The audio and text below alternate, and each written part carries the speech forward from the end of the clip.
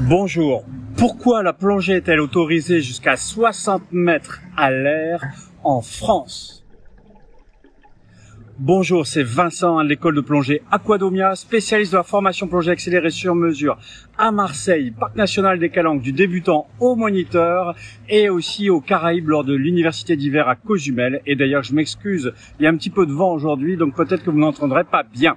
Donc j'ai beaucoup de questions sur les profondeurs de plongée pour le niveau 3 et notamment sur pourquoi en France est-ce qu'on est les seuls à autoriser à 60 mètres alors que dans les autres pays c'est plutôt 50 voire 40, etc.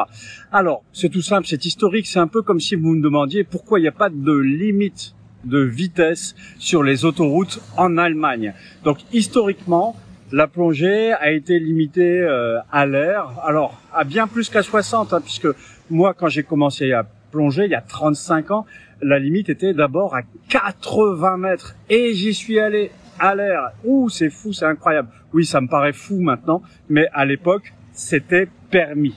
Donc, en France, historiquement, on a gardé des limites supérieures. Donc, effectivement, un niveau 3 peut aller jusqu'à 60 mètres en autonomie à l'air uniquement s'il y a un directeur de plongée présent sur place. S'il n'y a pas de directeur de plongée, c'est jusqu'à 40 mètres. Alors pourquoi cette particularité? C'est surprenant effectivement, tout simplement parce qu'au moins s'il y a un directeur de plongée, c'est-à-dire quelqu'un qui est qualifié moniteur, eh bien ça permet d'assurer un minimum de sécurité sur place. Ça doit être la raison.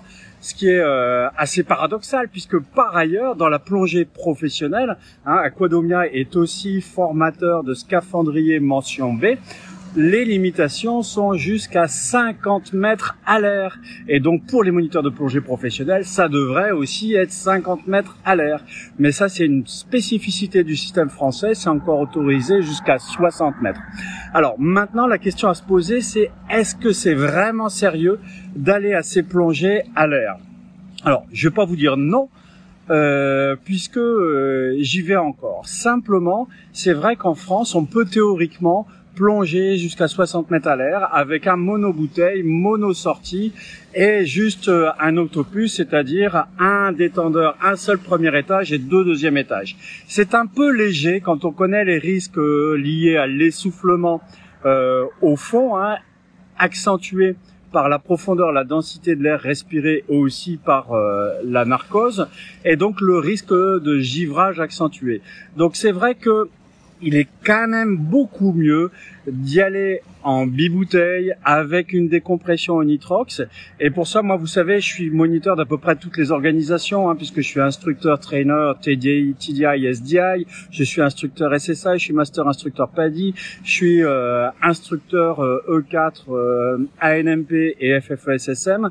Et c'est vrai que j'aime bien la philosophie TDI, Technical Diving International, pour ça, qui autorise la plongée jusqu'à 55 mètres à l'air, à condition d'être titulaire du niveau Extended Range, où on vous apprend à plonger avec un bibouteille et deux bouteilles de décompression au nitrox, tout simplement.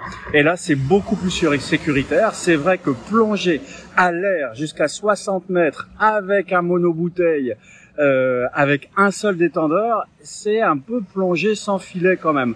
Donc c'est vrai que ça se faisait très bien par le passé, qu'il n'y a pas eu beaucoup d'accidents. Mais maintenant qu'on a la possibilité de faire autrement, c'est pas mal. De même que au-delà de 55, c'est bien de passer au trimix qui permet de diminuer la narcose et grâce à l'adjonction d'hélium dans le mélange, d'avoir un mélange moins dense, plus facile à respirer. Voilà, je vous ai expliqué les raisons pour lesquelles la plongée est autorisée à 60 mètres à l'air en France, donc c'est plutôt une raison historique, on va pas s'en plaindre. Est-ce que les Allemands se plaignent des limitations, des non-limitations de vitesse sur l'autoroute? Donc on a encore cette liberté, profitons-en, mais ne faisons pas n'importe quoi. C'est pour ça que moi, pour un niveau 3, je conseille toujours d'avoir si possible deux détendeurs, et plutôt un bibouteille, et d'être titulaire du nitrox confirmé, ce qui est quand même beaucoup plus sérieux pour attaquer sereinement des plongées à 60 mètres.